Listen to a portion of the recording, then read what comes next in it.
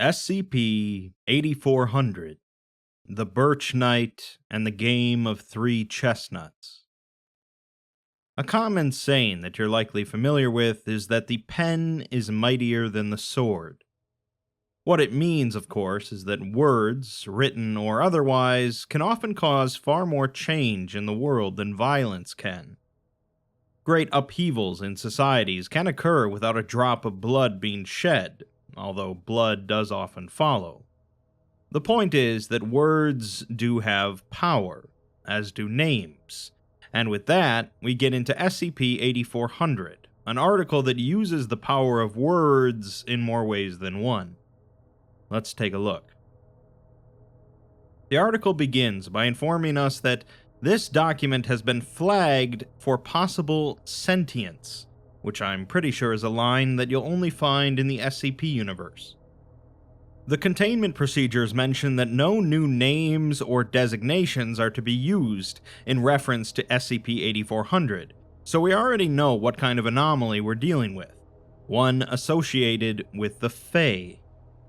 The fair folk of SCP-4000 have a special connection with names, as theirs have all been taken from them, so they can use a specific type of magic to steal names given to them. SCP-8400 is an abstract, logomorphic entity which interfaces with baseline reality via avatars composed from scraps of birch bark arranged into a humanoid shape. These avatars consistently possess heads resembling the skull of a male deer, without a lower jaw, and with a dense cluster of branch-like antlers. Soft tissue organs resembling lidded eyes constantly shift across the surface of the antlers, moving in no discernible pattern.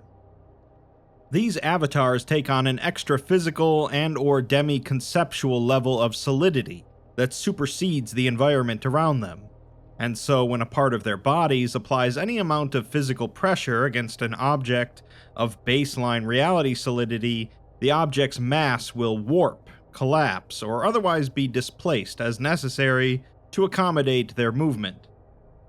The ground it stands on is an exception to this property, however, as it would theoretically just fall through the Earth until it reached its gravitational center.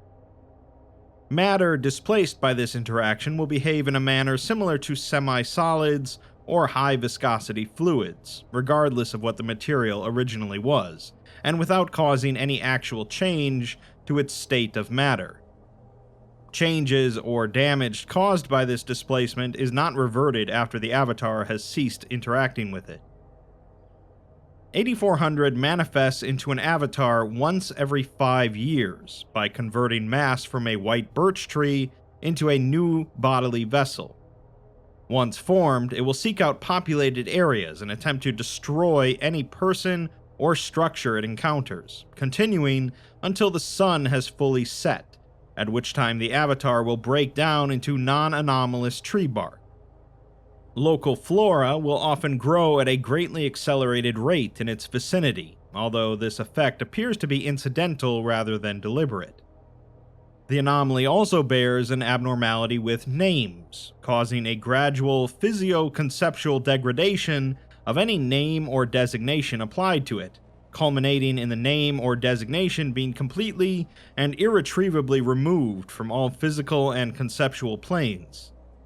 Names and designations lost to the entity will disappear from written records and recordings, and may lead to aberrant behavior of the medium through which the name or designation was expressed, including but not limited to data files, printed documents, and speech organs. It's at this point that I'll note that the designation of SCP-8400 has slowly faded from the document, now leaving only a blank white space where it was written before.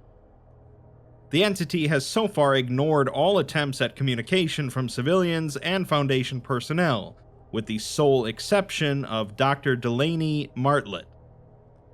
Martlett is a folklorist under the employ of the Foundation, and had an initial unplanned encounter with the entity when it manifested at the Kenmare Stone Circle in Ireland.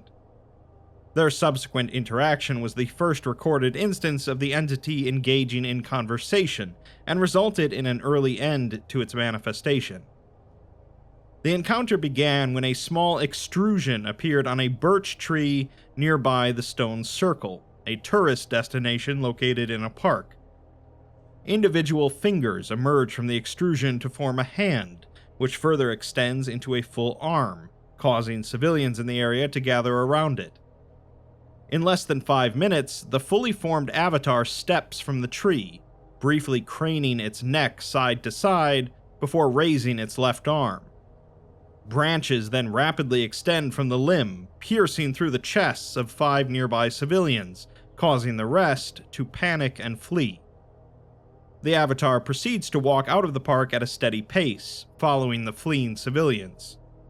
It stops at an ornate metal gate at the entrance to the park, touching it and causing it to become warped and structurally unstable, as vines with blossoming flowers grow over it as it collapses. It proceeds forward as a regional MTF is alerted to the incident, but Dr. Martlett, who is nearby, requests that they stand down. As the entity approaches a road, a vehicle swerves to avoid it, but is unable to do so and slams into it, causing the vehicle to immediately warp and split into 2 as vines manifest throughout it. The avatar is entirely unfazed by the impact and continues walking towards a nearby 2-story coffee shop. Multiple civilians are inside, attempting to hide, but the entity moves through the wall of the shop as if it were made of liquid, causing flowering vines to appear along the walls before they crumble apart. The second floor falls down in the process, crushing the civilians inside, and the entity continues on, causing the collapse of 2 more buildings before local police arrive on the scene. They attempt to use their vehicles to halt its advance and warn it to stop or they'll shoot. Of course, it doesn't stop, and they do shoot, to no effect, as it continues to walk through their vehicles and impale the police on multiple sharp branches. Dr. Martlett then approaches, and the entity stops as she assumes a bowed stance, eyes towards the ground, arms extended at either side, and her left foot crossed over her right. The avatar then speaks, stating that she mocks the old customs. Martlett doesn't move, but replies that her intent was not to provoke. The entity approaches to within a couple feet of her, demanding to know who instructed her to bow in this way, before threatening her with a sharpened branch and saying that she will tell it who betrayed their secrets, and then she will die. Martlett replies that the old ways are neither dead nor forgotten, and it once shared their customs freely with her forefathers, and their stories are still heard by those who wish to listen. She then straightens her posture and says that because there has been no betrayal, she cannot say who has betrayed it, and therefore by its word, she will not die. The entity responds that she twists its words to shackles before resting its arm and producing a sound similar to bark scraping on bark, approximated to be a laugh. It says that perhaps she truly does know the old ways, and asks what business she has with it, calling her a child of the sun. Martlett replies that she only wishes to challenge it to a game, as she draws 3 chestnuts from her coat pocket. The entity scoffs and says that she would stand in its way only to play at chestnuts. It tells her to save her persiflage and leave it to its work, but Martlett just replies that she knows where its name is, although she was later reprimanded for lying to a logomorphic entity. As soon as she said it, however, a series of sharp prongs burst from the avatar's torso, snapping together at straight angles to surround her in a cage-like lattice. She does not move, and a number of wild animals cry out at once some distance away. She simply tells it that they will play a game of chestnuts, and if it loses, it will sleep. If it wins, it will have its name. As long as the game is in play, they are both bound by the rules of hospitality. Some time then passes in silence, before the entity finally withdraws the cage of branches back into its chest cavity, and flowers crack through the pavement below to line the space between the two. It says that it has been spoken, so it shall be. It asks, by what will they determine their chestnuts then? Whether by riddles and word games, or by the wisdom of the world and its workings? Martlet replies that it will be by truths of each other. If the chestnut cracks, it's not the truth, and she'll even go first. The entity nods, and she hands it a chestnut from her pocket, which curiously doesn't distort in its grasp. The two align themselves back to back, march 5 paces in either direction, and then turn to face each other again. They both bow in the same manner that she did previously, and then Martlet crosses her arms. She states that during its crusade this morning, it did not hesitate to shed blood. It fashions itself as a ruthless warrior, yet she stands here unharmed, all because it hesitated in the face of something it did not understand. The entity replies that it would be unwise to question its courage, but she says far be it, and she merely senses a spirit of curiosity beneath the bloodlust. Her chestnut, then, is that it is not in its nature to kill. The avatar casts the chestnut into the air, and Martlet catches it before it hits the ground. It tells her that she is bold, calling her a child of the sun again, and says that that title sits particularly well with her. There's something of the sun itself in her eyes, and not merely their color. Where all others have approached it bearing arms, she comes with only words. Indeed, much time has passed since it last awakened without being met by the flames of their armies, and it wonders where those armies are now. Martlet just smiles and shrugs, and the entity says that she is no mere jailer, and no mere scholar either. It returns her chestnut with its own, that it is in her nature to lead. Martlet casts the chestnut into the air, and the entity grabs it as it passes its head. Martlet replies that that's interesting, as she hadn't even known that about herself. She remarks that the entity is hardly the mindless brute some would paint it as, so perhaps it would enjoy a story. There was an anomaly a while back that she was called in to examine, a logomorph such as itself. It was covered by an enormous hand-knit afghan, big enough to cover a house, and sometimes it needed to be.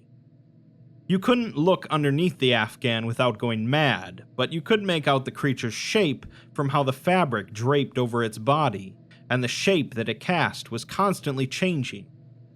Big as a moose one moment, and small as a mouse the next. Sometimes it had many legs, sometimes none, and even its voice would change from the start of a sentence to the end, but it only ever said one thing: "Please tell me what I am." The avatar remarks that that's a truly piteous fate, one too common for its kind. Martlet agrees, saying that most logomorphs can't exist in a single coherent state when robbed of a conceptual identity, but somehow that's not the case for it. It can hold a form, even if only for a day at a time, so that brings her to her second chestnut. It does not possess a name, but it defines itself by its rage. The entity casts the chestnut into the air, and Martlet steps forward to catch it. It replies that it can tell that she's no stranger to stories, not just by how she speaks, but by how she smells. She reeks of stories. She plays their shapes against her teeth, and tastes their passions against her tongue, and devours them, because she is starved of shape and passion. Martlet counters that stories are her passion, to which the avatar makes a noise like scraping bark, again analogous to laughter. It says that hunger is not passion. She does not love stories any more than one dying of thirst loves a drink of water. Every action she takes is determined either by appetite or by those 3 cursed letters she's tethered her soul to. She performs functions, but bears no purpose, and it presents its next chestnut. She possesses a name, but she does not define herself. Martlet casts the chestnut into the air, and the entity catches it easily, rolling it between its fingers. It asks if she's enjoying her game, to which she says that it's been enlightening so far. It tells her to speak decisively or not at all, so she states that she is enjoying the game, and asks if it is. It simply replies that she is fortunate that it is bound by hospitality. She says that if it weren't enjoying this at least a little, it wouldn't be half as smug. As far as their records indicate, she's the first person that it's ever spoken to. It replies that it wouldn't stake her chestnut on that, nor on her records. She claims to know it and its kin, but she places her faith in those who would sooner allow the world to burn than to let it see a glimmer of truth. She asks it to enlighten her about what truths she's ignorant of, but it just says that that is not their game, so she should speak her truth if she knows it, or else forfeit. Martlet says that it seems to think more highly of her than others of her kind, but the bar is set too low for that to really be considered a compliment. When she proposed this game, it didn't hesitate, and although it's keen on the prize, she thinks it goes deeper than that. It never questioned that it would win, as victory is foregone in its mind, so her next chestnut is that it underestimates her. The entity casts the chestnut into the air, and Martlet has to jump to catch it, as the entity steps forward and asks to see it. She holds it up, showing it to be undamaged, and asks if it's so hard to believe that it misjudged her. The entity replies that her chestnut speaks more of her own boastfulness than of itself, to which she says that if it feels that she's broken the rules, then say so. The shards of bark composing its body shiver and scrape loudly against each other, and a mass of thorny vines breaks through the concrete around it. It tells her that she is arrogant, even for her kind, as she discarded her own nature to lap at the heels of tyrants, and she plays games with its birthright. She thinks her ploy has spared lives, but when this is through, it will strike down twice as many as might have been saved. Martlet asks if it has forgotten to call out its chestnut, or is it not confident enough in the truth of its words. It replies with its chestnut, that despite her delusions, the two of them are not equals. Martlet casts the chestnut into the air, and the entity snatches it, finding it to be cracked. It states that she provoked it, but Martlet just replies that cracked is cracked, whether by its own strength or otherwise. The avatar clutches at its chest and falls to one knee, dropping the chestnut onto the broken concrete as the brambles around its feet rapidly shrivel and die. It tells her that she will meet it again, to which she says that she would like that very much, but until then, she hopes that it sleeps well. The entity collapses to the ground, its body shattering to splinters upon impact. 5 years later, the entity manifests again, this time in Daleport, New England. Daleport was the site of an anomalous massacre in 1997, as detailed in SCP-8400. Without getting into it too much, the group of cultists in Daleport managed to summon a large number of deific entities and contained them within the town so that they could wage war against one another. As a result, none of the townspeople seem to have survived the incident, and the town features an array of minor anomalies. The entity begins to assemble itself from the regrowth of partially incinerated trees, and since the Foundation is continually monitoring the area, the manifestation is quickly reported. Due to her rapport with the entity during its previous manifestation, Martlet, who has been made a site director in the previous 5 years, is debriefed and prepares for transit to the area. Once its body has formed, it extends its upper right appendage to a sharpened blade, but it slowly retracts its weapons as it begins to wander the ruins of the town. It comes across one of the few streetlights in town still upright and waves its fingers through its post, causing it to topple. A sound like the cry of a wounded animal can be heard, but it is quieted as a thin sapling sprouts from the streetlight's broken base. After this, the entity displays no further interest in destructive behaviors, as a team of Foundation thaumaturges create a way, or portal, to Daleport for Martlet.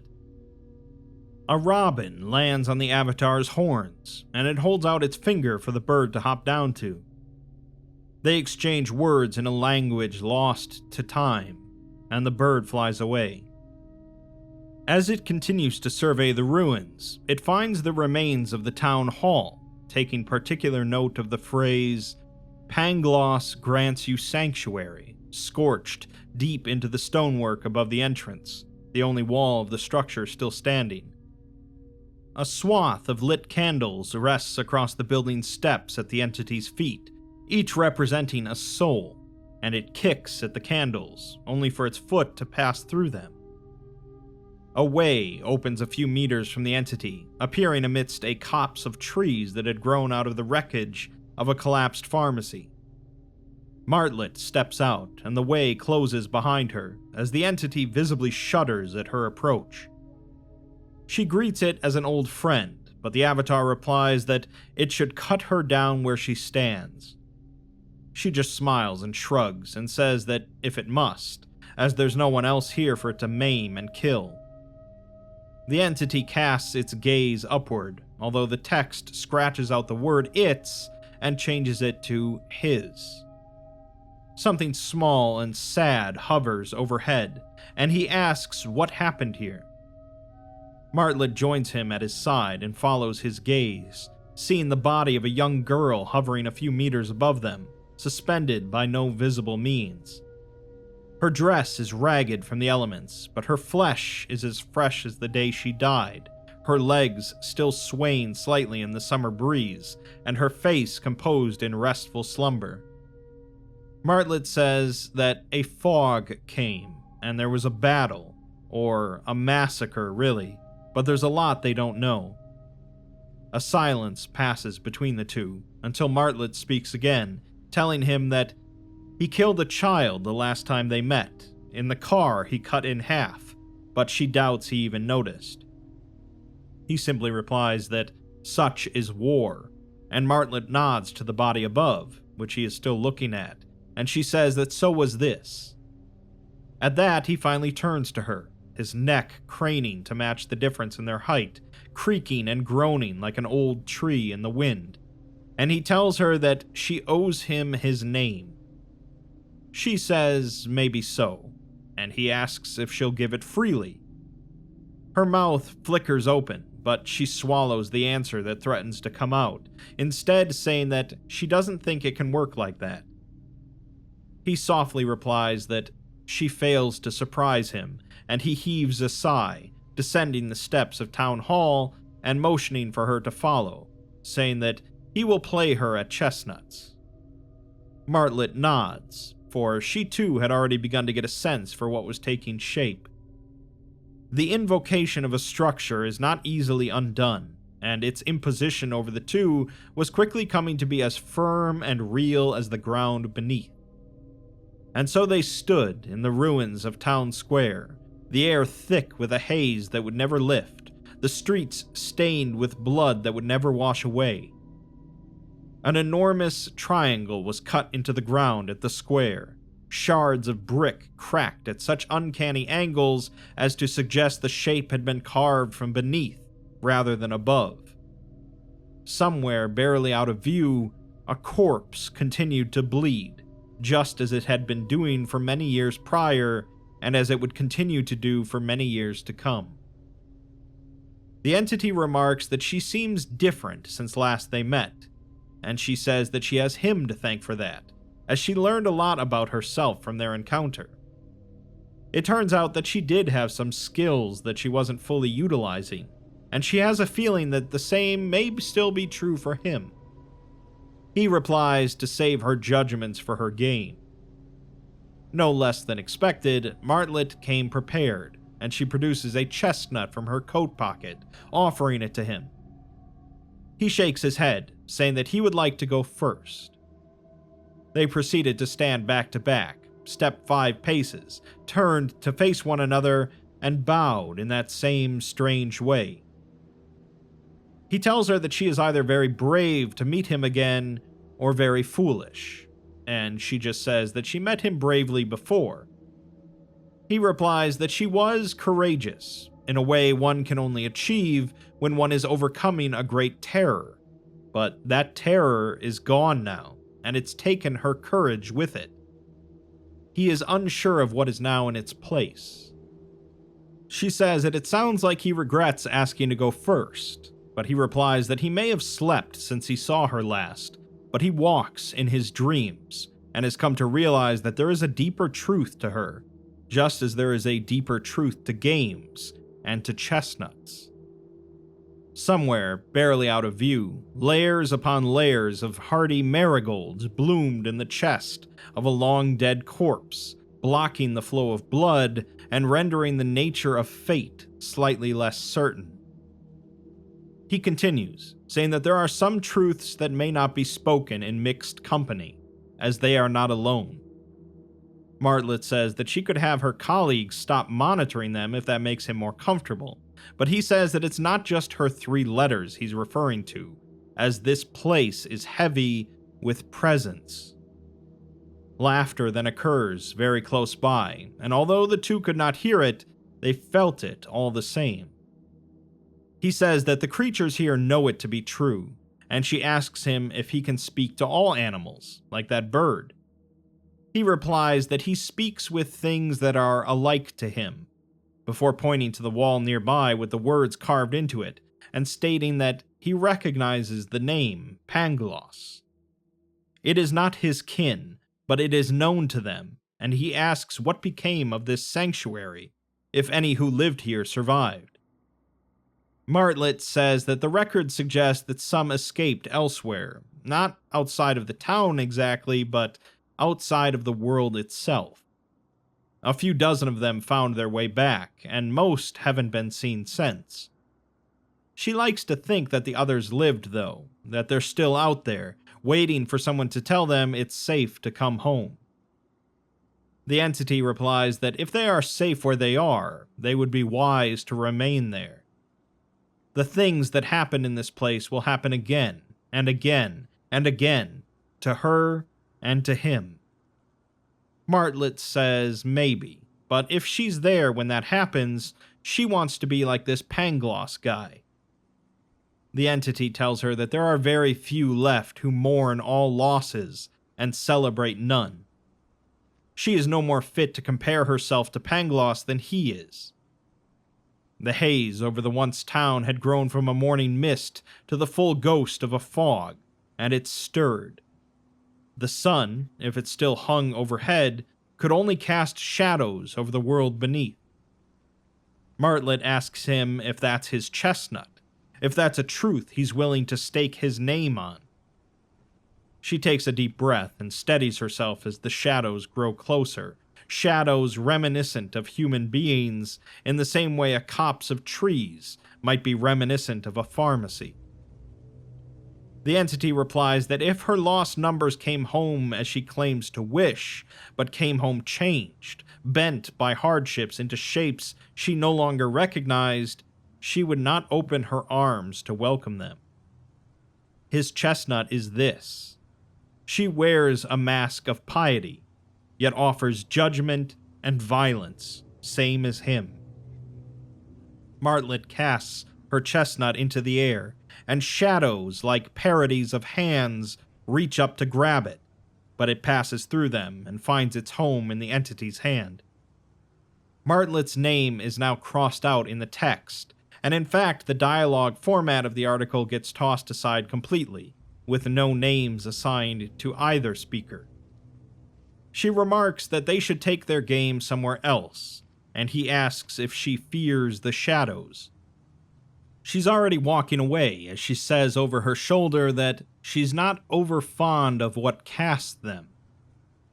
Though she could not see it from where she stood, something like a smile came over the avatar's face, if a piece of wood shaped like half a deer skull could be said to smile, which it can't.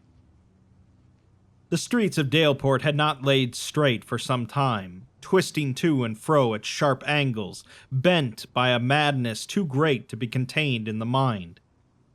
As the two companions walked the crooked streets, however, flecks of grassy green and flowery pastels began to cut through the crumbling asphalt in their wake, blending the old roads into the surrounding overgrowth, fading them like old scars. After a time, they came upon a building that had once been a library, its walls appearing solid but sagged, dropped and folded like rolls of flesh, as if the structure had given up so completely that it couldn't even be bothered to fall down properly. The entity asks her what the prize of the battle that was fought here was, as what's worth a town's weight in madness. Martlet placed a hand on the doorway of the once library, which trembles at her touch, and she replies that she can't speak for the reliability of the source, but it was written that the victor of the conflict would walk from the rubbles of man and restore clarity to those who remain. She'll let him decide how much that's worth. He asks who then remained to claim that clarity once the fog had lifted. Hours later, in the air above, dark echoes of lives lost would perform a crude pantomime of human suffering, but for the moment at least, the sky was clear. Martlet says no one, and the entity replies that it was worth nothing then. Up the library steps, her fingers thrum along the rotting wood of the doorway, and the doorway thrums back contentedly. There was a slight glint in her sunny eyes, the kind that one might explain as a trick of the light. She asks if his rampages are worth any more, and if he intends to wipe the slate clean, starting the world afresh like the good men of Daleport tried to do. The entity replies that he seeks only to even the scales. Martlet looks at him in such a way that one would be forgiven for thinking they were the exact same height. She says that if he knew the exact number of those he lost, and he answered that number once, twice, even 3 times over, he would not lay down arms. She returns his chestnut with her own, that his justice is a mask for blind hatred. This must have come as some surprise to the entity, as it took him a moment to cast the chestnut, forgetting that he was even carrying it. He did cast it, however, not from the regulation 5 paces, but a matter of feet, and Martlet catches it handily. He replies that his hatred is earned, and Martlet doesn't say anything in response, as a bell tolls somewhere nearby. He asks if she thinks herself powerful, as she may have bettered herself since they last met, but she continues to wear her 3 little letters like a yoke around her neck. She says that she's given a surprising amount of leeway these days, and there are some people in the Foundation, like herself, who are trying to change things. She begins to bring up the overseers, but the entity cuts her off, stating that her hierarchies are trivial to him, and he speaks of names. She thinks she's found her purpose, but she is only telling herself another one of her little stories. She believes her pursuits to be pure, but she makes them in the shadow of the name of blood, of freedom's death. Martlet's grip on the doorframe tightens, and she feels a pulse quicken, although she's not sure that it was hers. She asks in response if he knows why they call his type logomorphs. It's because his very existence is bound to words, to patterns, to rules.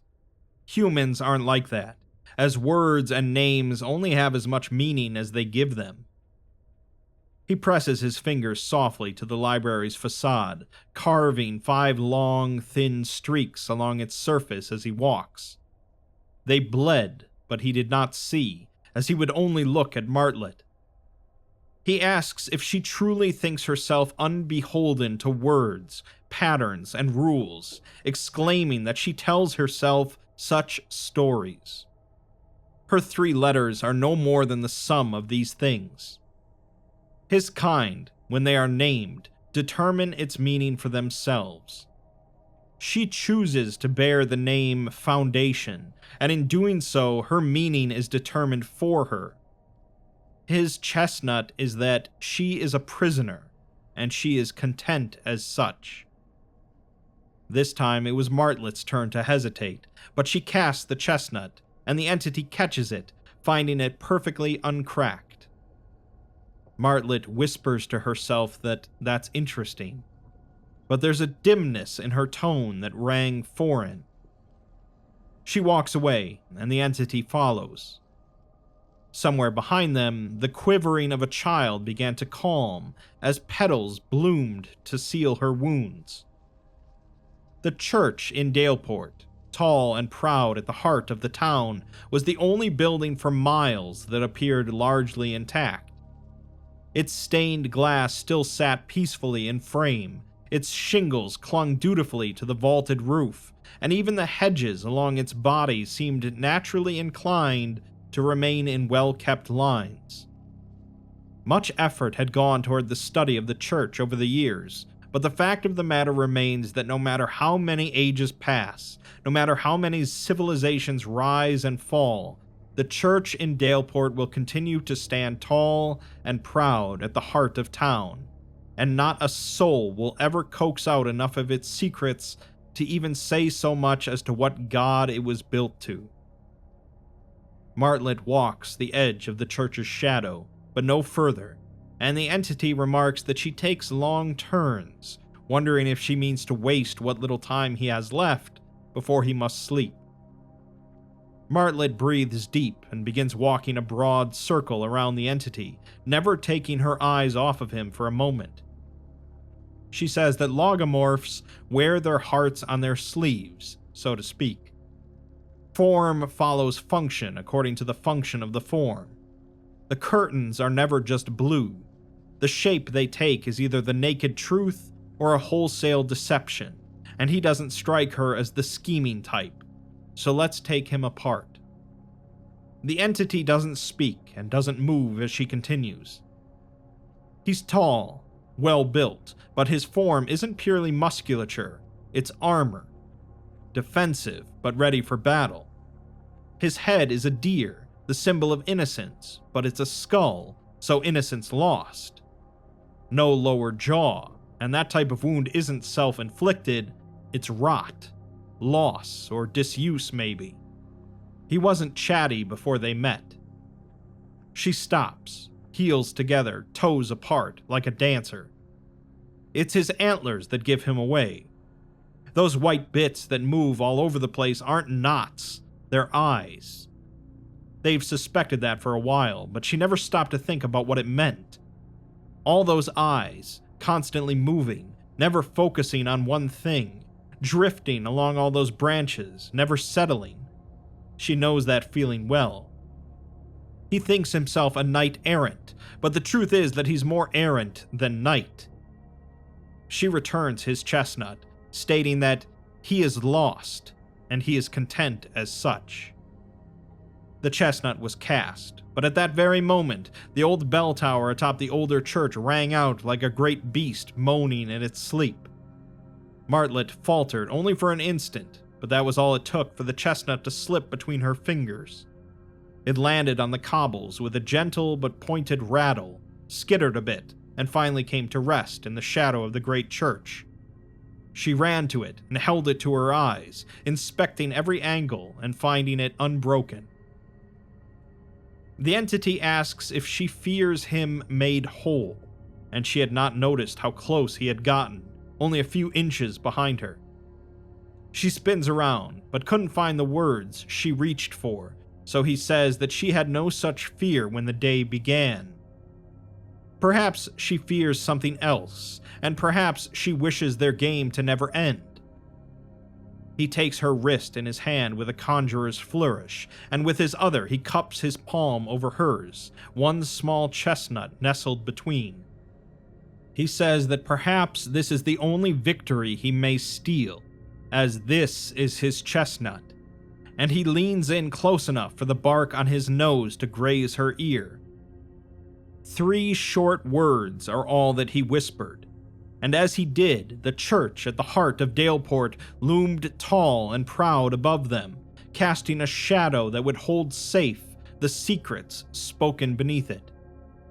The chestnut slid from her fingers, and the entity held it between them, cupped in his hand with all the gentility one might use to cradle a tiny bird. It split cleanly in two before their eyes, and Martlet states that this isn't right, as that was the truth. She received no response to this except that strange wooden laugh as the entity falls to his knees. His hands search for earth for support as weakness overcomes him, calling forward bursts of new life wherever his touch wanders. His last words before his body comes undone are for her to bring better stories to tell him the next time they play. For minutes afterward, grass and moss and flowers of all sorts continued to sprout and flourish, forming a perfect outline of the place where he fell. Of course, there is a third encounter, and here the format breaks down entirely into a tale, or more accurately, a story. It begins by stating that sometimes names are the most important thing in the world, as names have the power to grant a life of ease, to invoke greater powers, even to bring the dead back to life, if only for an instant. And yet sometimes a name doesn't matter at all. There are many occasions in which it's infinitely less important to be called than it is to simply be. So we'll dispense with the formalities and ignore the name of the town where this final chapter took place. It happened in the town where you live, in a quiet spot that you pass nearly every day but never really look at. The first rays of sunlight crept up the bark of the old birch tree, stirring something within. Knotted circles along the trunk blinked open into tired eyes, still half veiled by sleep. They watched in bleary recognition as birds soared through the rolling clouds and as insects shuffled through dewy springtime grass. In that moment, for only that moment, this was not a world where old blood soaked the earth from crust to core. And then the moment passed, and the entity remembered. Rage overcame slumber, and a wooded hand burst from the tree like a strike, like a scream. Then another.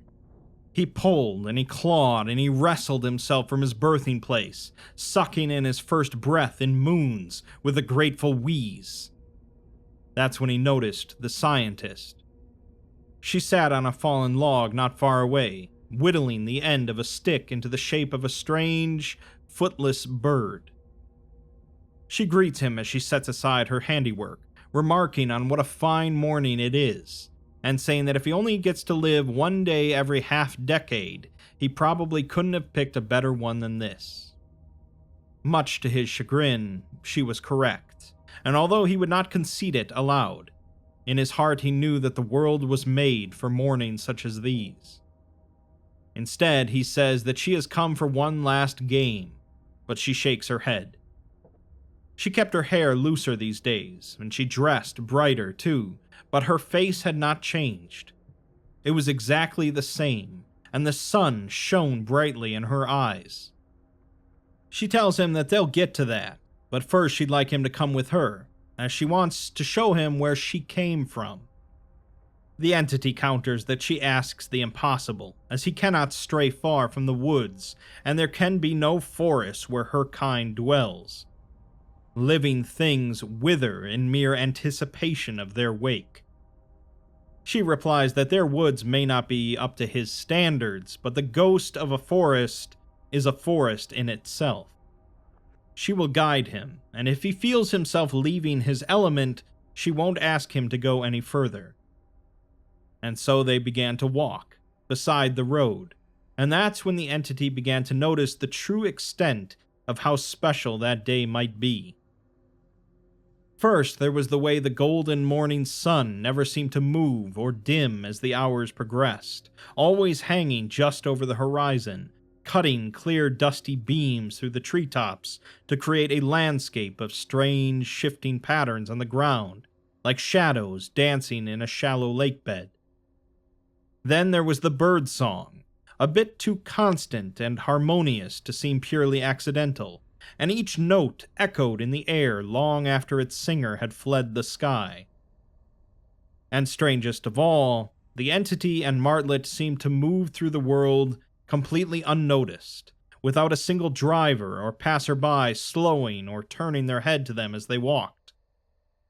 The entity states that he assumes this bewitchment is her doing, and she confesses that she's been bleeding her dreams a bit, as well as his. She apologizes for the imposition, but there was no other way to make this possible. The entity replies that he doesn't dream anymore, but she tells him that sometimes we surprise ourselves. On and on they journeyed, with time and distance slipping away like a stray thought, step blurring into step, all the world a soup of trees and roads and day's first light. A feeling of familiarity nagged at the back of his mind, an itch in the shape of a memory of a place he had never been or seen. It hurt him to think about it, so he didn't. At last they came upon a large metal gate fixed to an immense wall, which in turn encircled an even more immense conglomeration of gray rectangles. A prison to end all prisons, an injury on the world, an affront.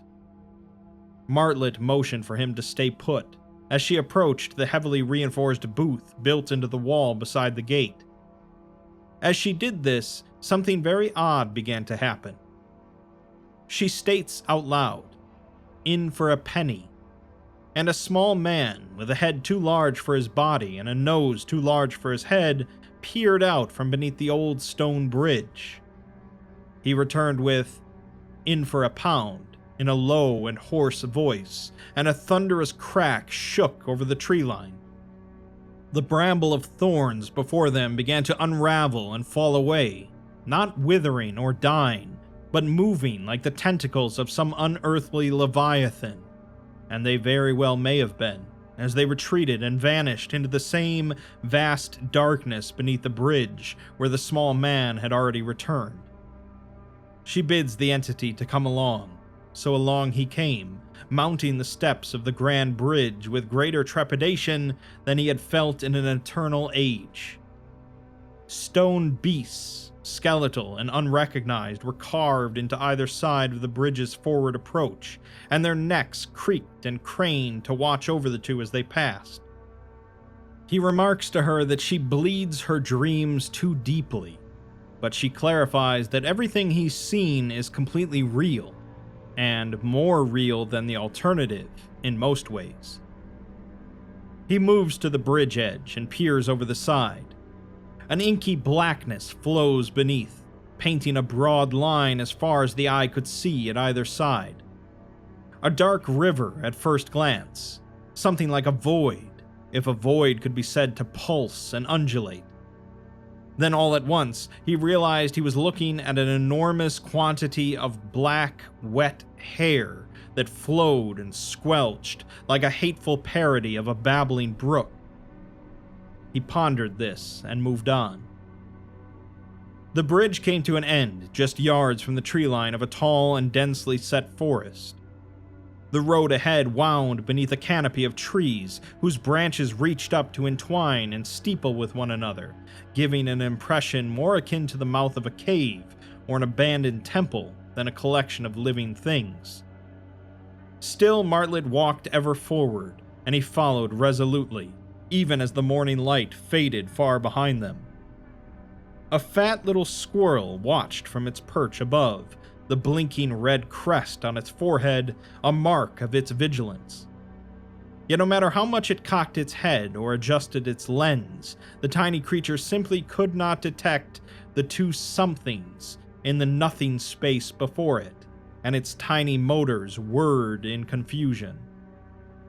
The entity asks her what manner of creature that is, and she responds that it's CCTV, most likely. As the words left her mouth, the fat little squirrel scurried from its perch and bounded down the hallway road, its greedy cheeks stuffed with a bounty of acorns. She tells the entity not to think about it too much, as the metaphor may break down if he examines it too closely, and she doesn't know what will happen to them if they're inside it when that happens. The forest path was dim and dense, with an occasional break in the closely set trees alongside them, through which could be seen any number of woodland creatures running around in people clothes, conducting people business. They spoke to one another in people tongues, and paid the two no mind. She tells him that they're not like the two of them, and some of them know. She's been fortunate so far, but it won't be a secret for much longer. He asks her if she trusts them, to which she says that she loves them, and he replies that those are very different things. She just says that she knows. When the endless path ended, it deposited them in a circular clearing, at the center of which appeared to be a large hole in the ground. As they approached, it became clear that an elaborate spiral staircase was constructed along the perimeter of the pit. Moss and weeds overran the stone, creeping out through vein-like cracks. She gestures ahead, asking if he would like to go first, and he gives a slight nod before continuing on. And so they descended, walking and walking, down to where trust withers, where the sun fears to shine, then deeper down still, unto the darkest depths, until eventually the staircase came to an end. Before them stretched a long hallway, dimly lit by small motes of light hovering overhead that flickered and shivered as if stirring in restless sleep. The entity stops a moment, glancing up at the lights in faint recognition, but says nothing. Martlet simply moves ahead, stride unbroken, taking the lead, and she bids him to come along, saying that they're in the final stretch, with a hint of urgency in her voice. The entity, however, doesn't move, instead stating that her ghost of a forest is repugnant, mocking that which he comes from. Martlet stops and turns around, telling him that they can return if he wishes, as she is equally bound to the rules of hospitality as he is. He replies that he will see this through, however, and so with a nod and a smile, Martlet turns again and continues on, as the entity follows. The hallway curves left and right like a serpent, walls growing farther apart as they went, until the lights above no longer reached them, leaving a dark expanse at either side that seemed to go on forever, and very well may have. Shapes emerged dimly in the distance, squat and square, turning out to be wooden cribs, all unpainted and unembellished, but far from uniform.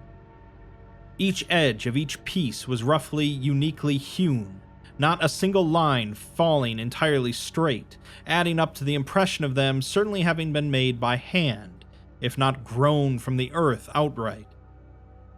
Each was set on its own curved base as if meant to be rocked, but nonetheless stood dead still. And finally, at the front of each cradle was affixed a wooden plaque.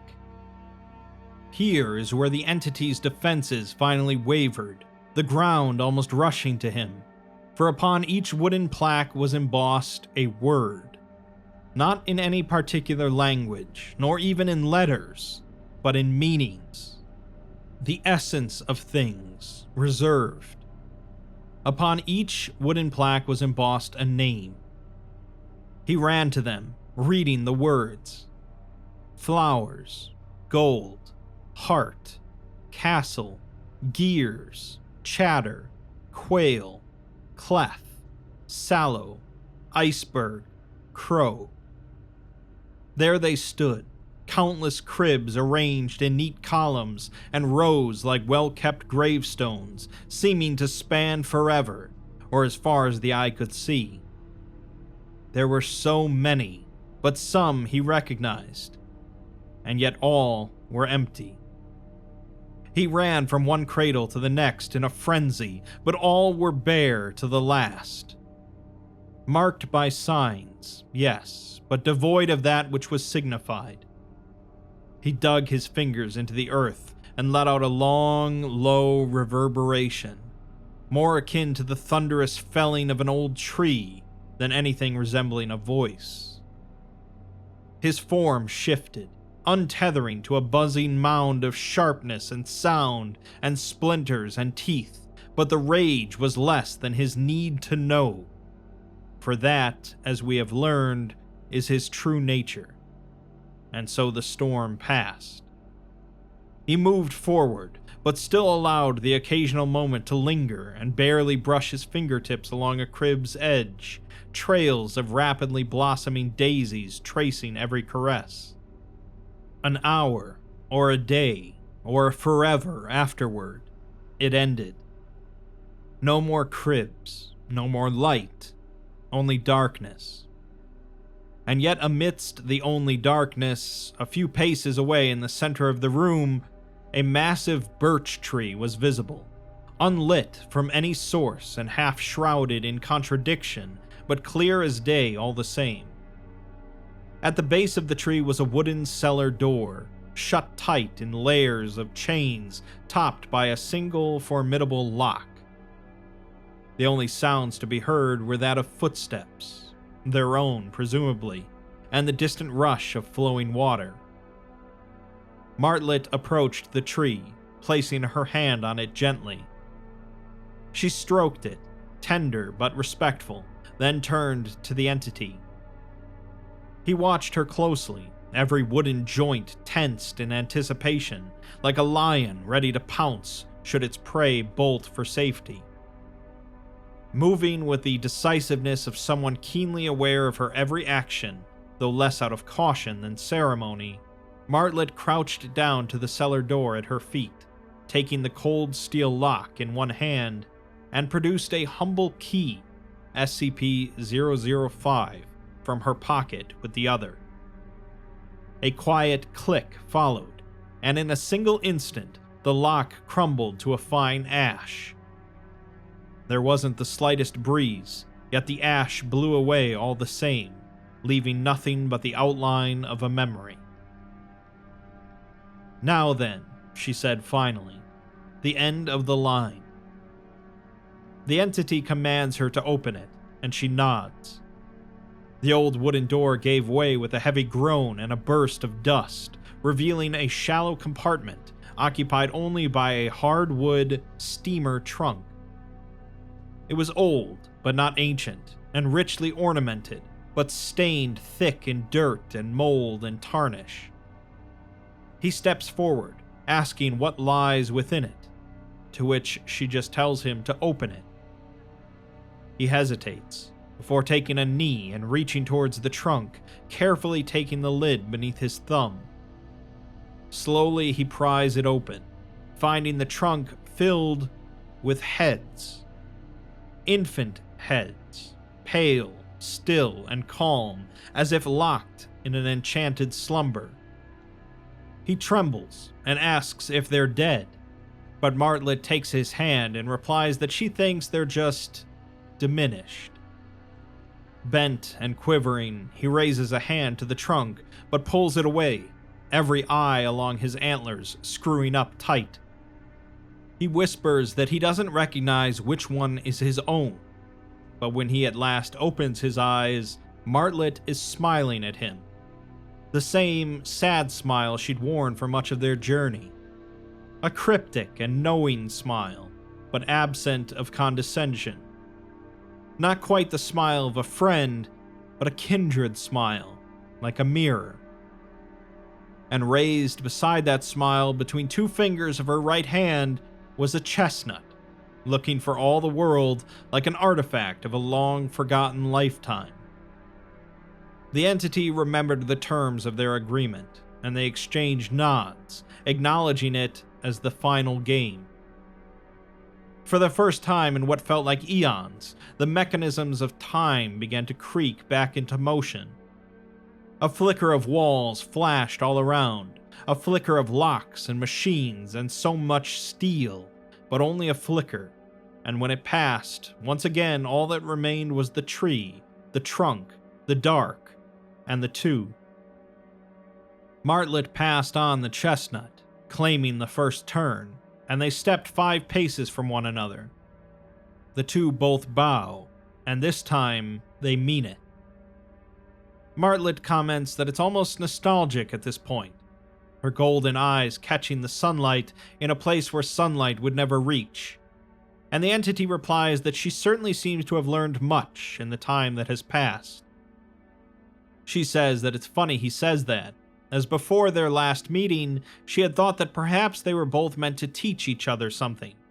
And they have, but more than that, she had it in her mind that they were both equally wrong. That somehow she'd come out of their little game a better person, and it would cost her absolutely nothing.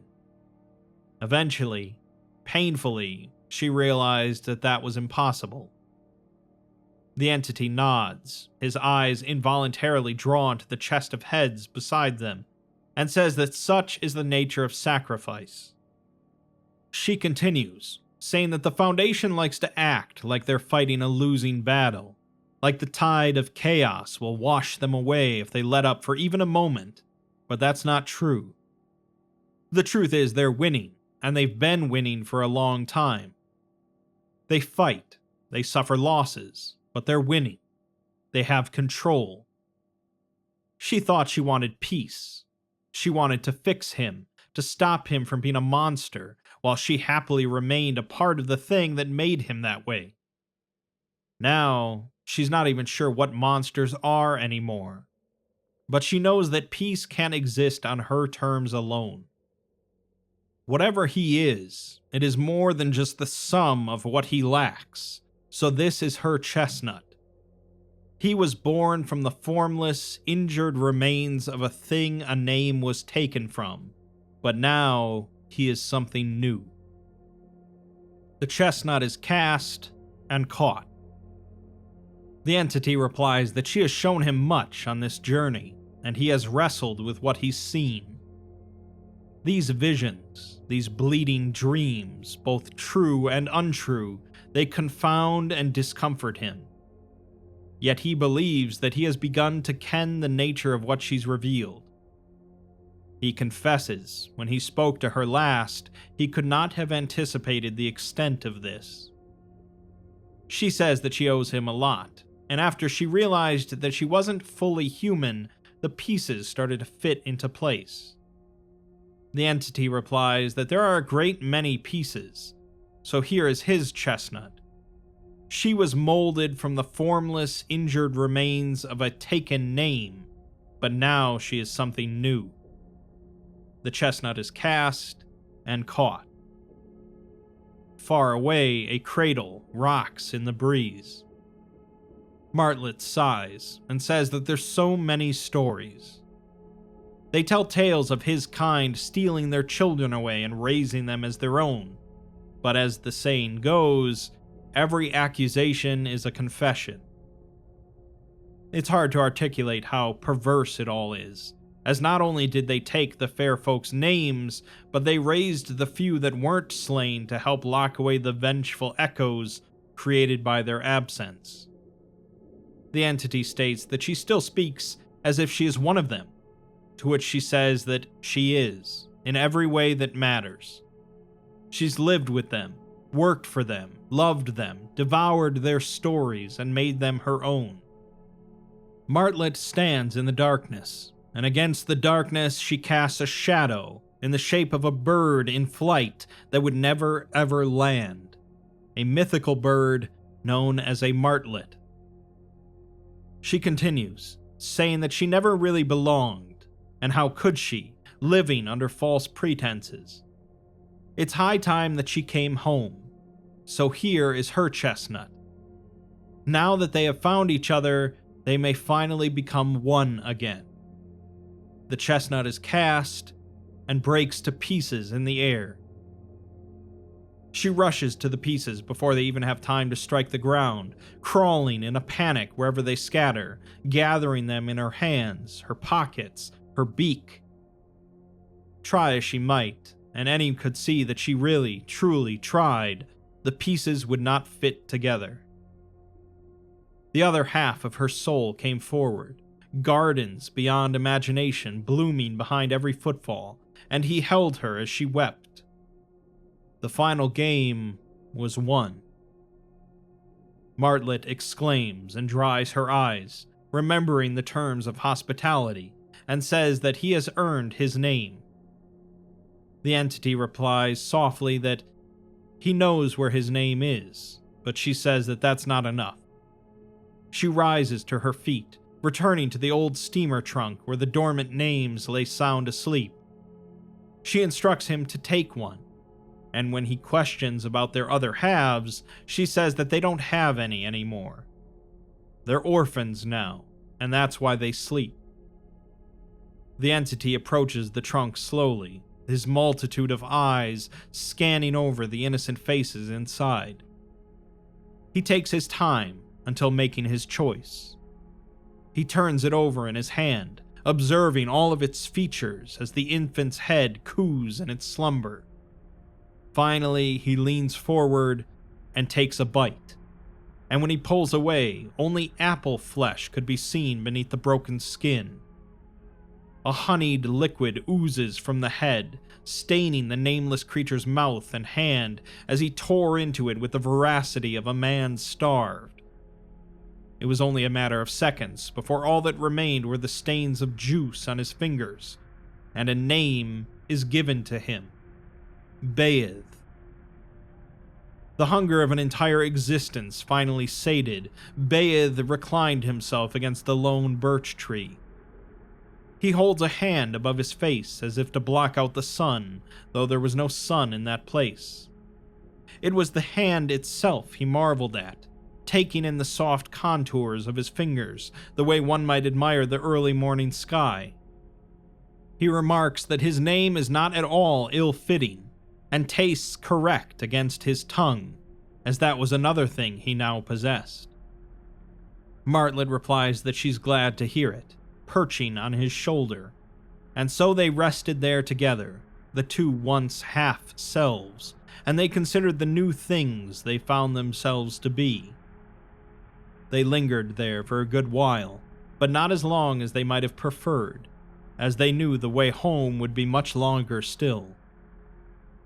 Bayeth asks her what she will do now, and she just smiles and shrugs, saying that she's still a director and a leader. Maybe it's time for their branch to break off, to let something new take root. Bayeth asks what sort of thing would this new thing be, and she sets her chin on her wing thoughtfully. She says that the Foundation is bursting with myths, which are just what you call a secret you're not supposed to know.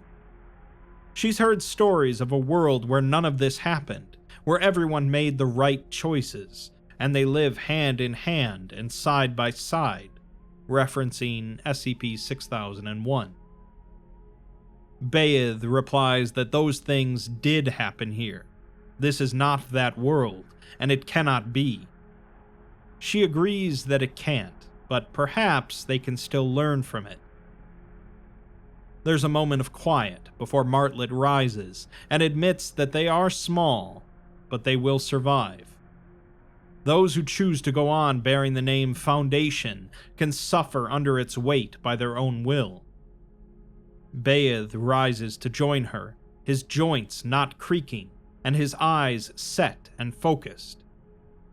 He asks her what she will call herself instead, to which she says that maybe one day, a very long time from now, they'll earn a name worth aspiring to. Until then, though, there are worse things than being nameless. The knight cracks his knuckles, savoring the sensation of his bones and the marrow within them. He tells her that she will be opposed, a smile concealed beneath his words, to which she says that it's fortunate then that she won't face them alone. And so they walked together, hand in hand, out of the endless darkness and into something far less knowable.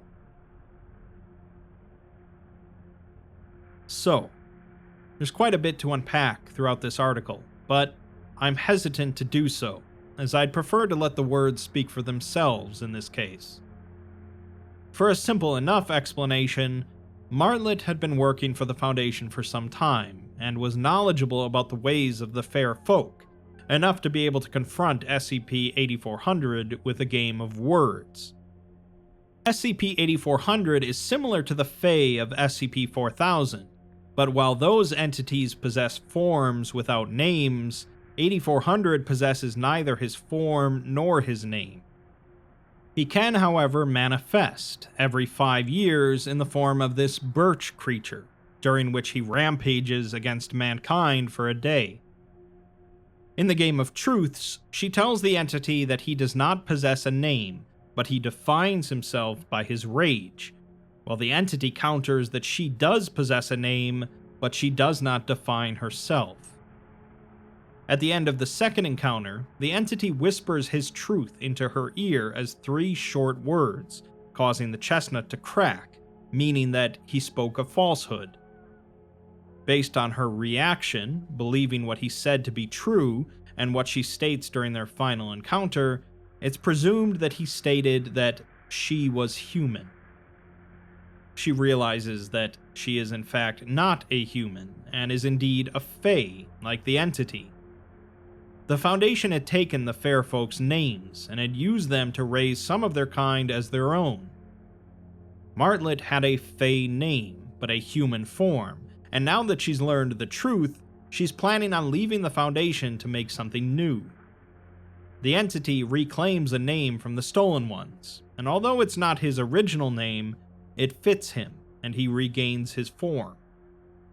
Together, the two set out on a new journey, both transformed from how they started.